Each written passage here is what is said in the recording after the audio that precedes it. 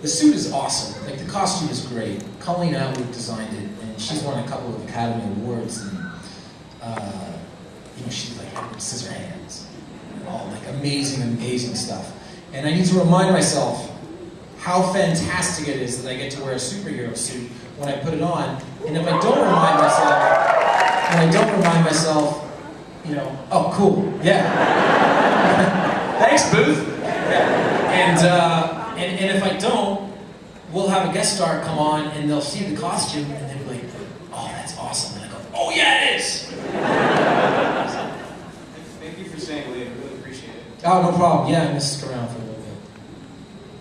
Right back over here. Out of, like, for DC Comic villains that haven't appeared on the show, who would you want to have appear on the show? I want to have Ra's al Ghul appear on the show, for sure. Let me clarify something about the pronunciation of Ra's al Ghul's name. Because Nyssa, in the most recent episode, says Raish.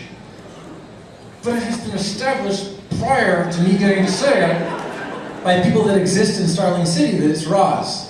So I needed to follow suit despite mild protestations made by me. But it would be fantastic to see that character on the show. We've certainly name-dropped him a few times. A lot. And then Liam used to show up and throw a punch in. Right back over here.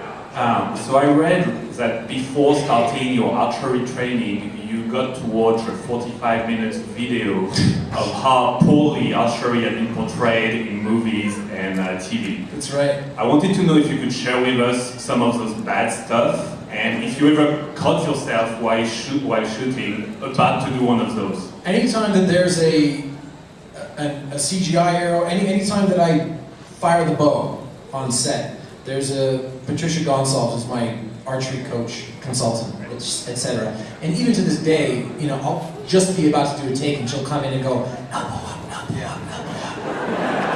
But she showed me 45 minutes of archery done poorly, where you can tell that people aren't actually firing an arrow. Because when you think about it, when I reach back, sorry to pull the curtain back a little bit, but when I reach back and I pull out an arrow from here, I'm not grabbing an arrow. And when I bring stuff here, there's nothing in my hand. So you have to make sure that your form is great. And the biggest thing is, when you actually fire an arrow, your hand's right here, you just release your hand. That's it. The big telltale that people are faking it is when they flip their hand back. And in the archery world, that is called Legolasing.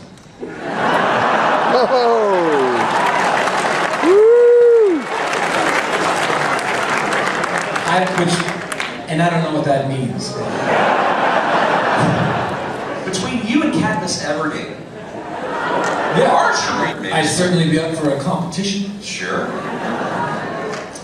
Yeah, archery's really coming around, and I've said this several times, but you know, in the same way that you want to be protective of the comic books for people that have been reading Green Arrow. I mean, I met a bunch of people today that have been reading Green Arrow for decades. As protective and true to the comics as you want to be, you also want to be protective of archery, because it's a sport and a discipline that people take really seriously. So it's just as important being an ambassador for that as it is an ambassador for the comic books.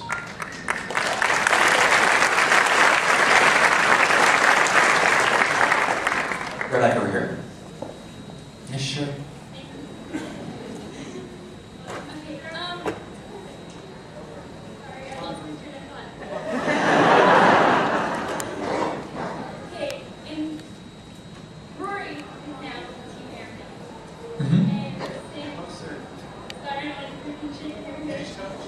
Just come a little bit closer I can hear you. Okay.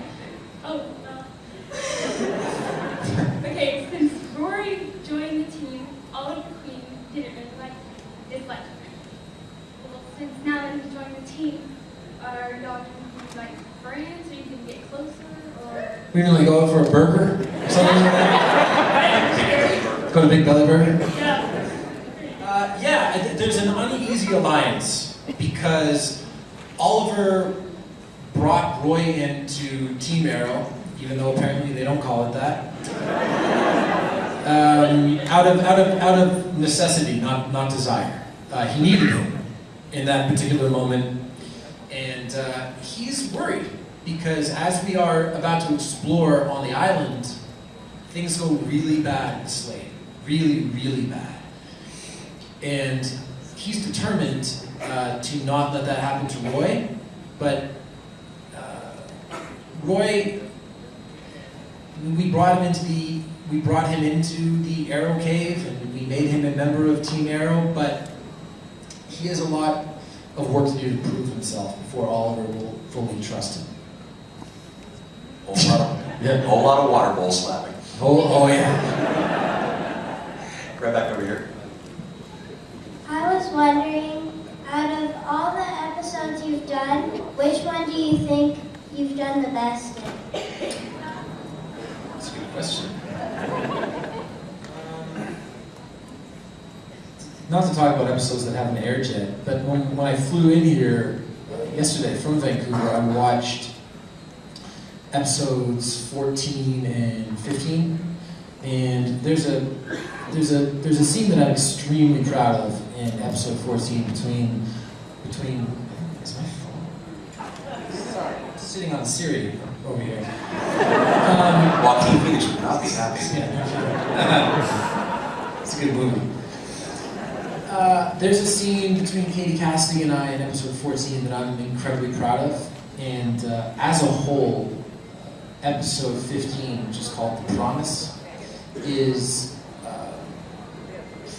I'm just blown away by that episode. I actually bought Wi-Fi on the plane yesterday so that I could immediately email the producers and the director, Glenn Winter, of that episode, just to say I'm very proud to be a part of this. Our 15th episode is by far our best episode of the series so far. Mark it down. Right over here. Hi, Stephen. Hi. My name's Sabrina. Hi, Sabrina. I love you. My grandma loves you. My grandma loves you even more. Okay. To the point that when we watch your show, if I go to the kitchen to get a drink or make any sort of noise, she is shushing me. Really? Yes, she has to hear your voice. No interruptions whatsoever. My question is I've heard you talk before about your relationship with Felicity, and I know I'm pretty sure like a good portion of this room ships Felicity. We all love Oliver, we all love Felicity together. And I know you said before that, the dynamic that, they have going for you, it's so good. Like, why would you want to mess a good thing up by giving an episode in which you guys get a little bit more intimate? But as far as your casting with Emily as Felicity, like, when you first met her, did you know there was going to be that chemistry, or was it like trial and error during episodes in which you found it? Well, I first met Emily on our 3rd episode. She was supposed to be in one episode.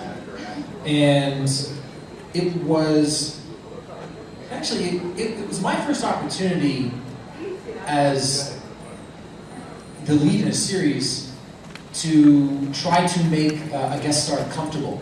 It's actually my first real scene where I had lots of dialogue with somebody that wasn't a core part of our cast.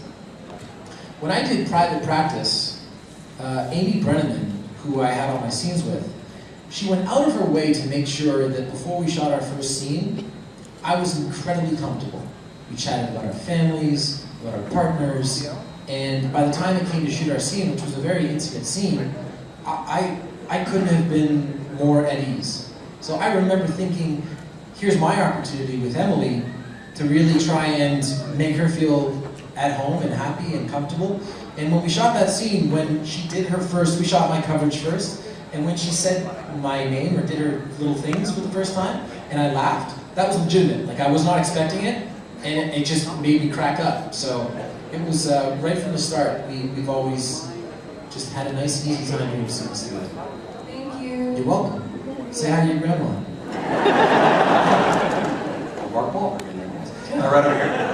Hi, I just want to say I'm a huge fan. Love the show. Thank you. I had a question about the tattoos that we see on Oliver in the show. How many of those tattoos are actually Oliver's, and how many of them are yours? I don't have any tattoos. It takes 90 minutes to put those tattoos on. 90 minutes. They got me one of those massage chairs that you, and I got the back done, and then I got the front done, and we're always adding tattoos. I got shot this week, or like, it takes 90 minutes, it takes about 30, 40 minutes to take them off. Otherwise, I have like weird stuff that falls off my body for several days afterwards, and we're actually going to learn a little bit more about them in coming episodes. We're going to see me get a tattoo relatively soon in an upcoming episode, and yeah, no tattoos for me. What a continuity nightmare. I mean, this is a 5-year arc. And we are, well, they have it charted, and we are establishing, because I spend the entirety of episode 17 in the flashbacks, I spend the entire time shirtless, right? And chained up. And wet. All of those things are true. And looking nothing like that. Sure, yeah. Hey, by the way, they edited my chest hair out in post-production on this show. And it really pissed me off when I saw it. Because it took me to like being 31 years old to actually start to grow chest hair. And it's not there anymore. I'm glad I got that off of my chest, no pun intended.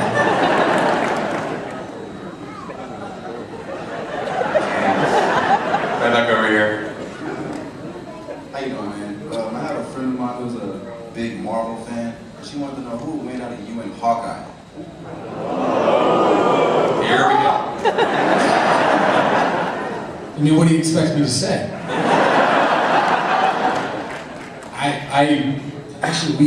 Jeremy Renner and I had a mutual friend, my buddy Sal, in LA, and we met one night. And at the time we had just shot the pilot, and I totally wanted to be like, hey man, I play your proxy on the DC side, but I didn't. Get Sal on the case. I know, I get Sal on the case. Right back over here. My question is, we've seen Ollie and Felicity in big places with some really awesome gadgets. Do you have a favorite? Of the gadgets that they use? There's a great scene in episode 15 where a bunch of people are this is a great dialogue tease, where there's like a bunch of people in the Arrow Cave, and Sarah says to Diggle, what is the biggest gun that you have down here? And he pulls out this like crazy sniper rifle, and she looks at it and goes, yeah, that might work. Anyway, I saw this toy, and it was quite something. So that's what the prop department's going to have to rifle your trailer for at the end of the day. Yeah, that's right. I have my bow from the pilot. That's good. Over here. Hi. Is your wife here? Who kisses better, Black Canary or?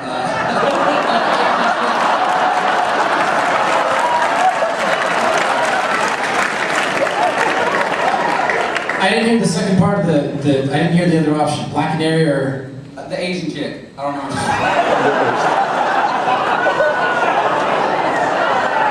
Shadow. Oh, Shadow. God, I thought you thought McKenna was Asian for a second.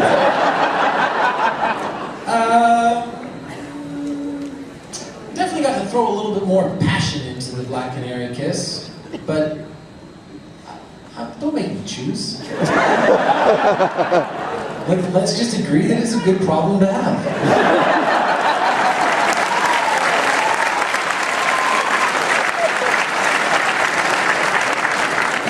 I'm just glad you didn't say Diggle. Okay, right over here. Real quick, will you follow me on Instagram? Can I follow you on Instagram? Yeah. What's your Instagram name? Yes. Okay. MYCOOL. It's my name. Okay.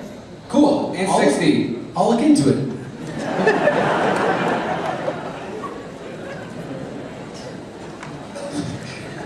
That wasn't even a question. Actually, it was. No, it wasn't. It wasn't interrupted. Right. Right over here. So, this question's kind of already asked, but I was in line, and this has been a heavy point of contention in my house for a long time, so I just had to ask your opinion on this. Let's get this settled, okay. All right. Given similar character arcs between you and perhaps another DC superhero, how do you see a physical conflict with your character Alfred, say, versus one Bruce Wayne? Ooh. That hasn't been asked. I would love for Bruce Wayne to either appear on the show in some way, or for me to hear about Bruce Wayne, because I think it would be really funny for, say, Felicity to tell me about Bruce Wayne. And she's like, yeah, he runs a big corporation, right? Okay. And he's a billionaire. Yeah, okay. And he's like a masked vigilante at night. And then I go, this guy's a ripoff.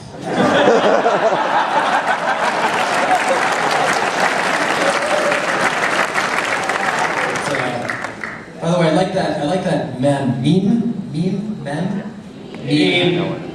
Whenever I post something on Facebook, there's this meme that comes in, and it's a cartoon Batman smiling, and it just says, "Batman approves this shit." I'm a big, again, earmuffs. I'm sorry. I'm a big fan of that one. It doesn't actually sound like Batman approves. Yeah. Right back over here. It'll come. I don't mean to be rude to your show, but some of the parts in the show do not go with DC. Like how Huntress, she wasn't technically the daughter of a mob boss. Right. And Oliver didn't have a sister. and stuff like that. And Black Canary never uses sticks when she fights. Okay. And she was never trained in her legal. That stuff. Have you ever thought about looking into this at all? Well, I mean, despite having an active interest in the show, I'm not a producer, and I'm not a writer. I do care a lot about the continuity of the show, but you know, at a certain point, you have to create your own DC universe. And you have to try to be as respectful as possible. But concurrently, we have to make 23 hours of television a year, and that's a very tall order. So if every once in a while things don't totally match up because we need to move the story, then that's just the way the cookie crumbles. Okay. Just one more.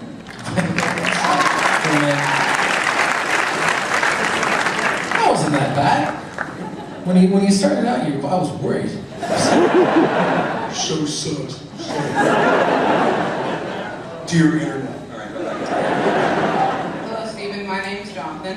Hey, Jonathan. Who do you think should be the actor to become Ra's al Ghul if he came on the show? Well,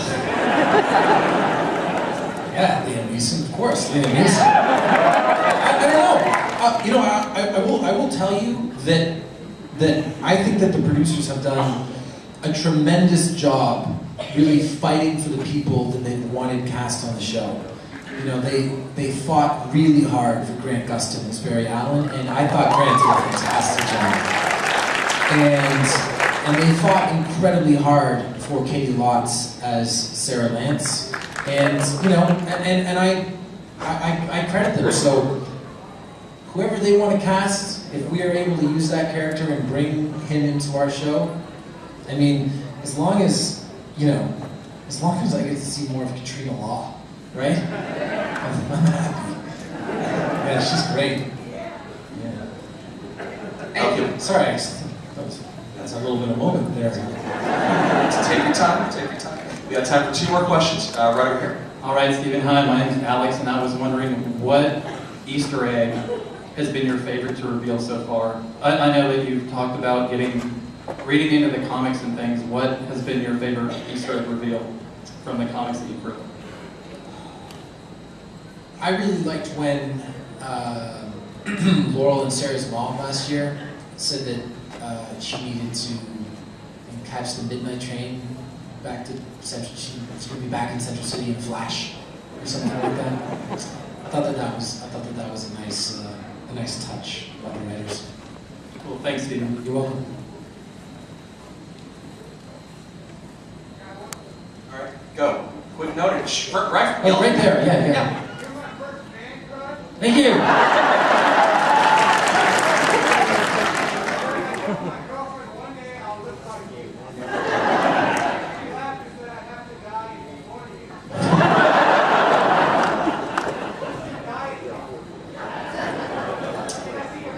No.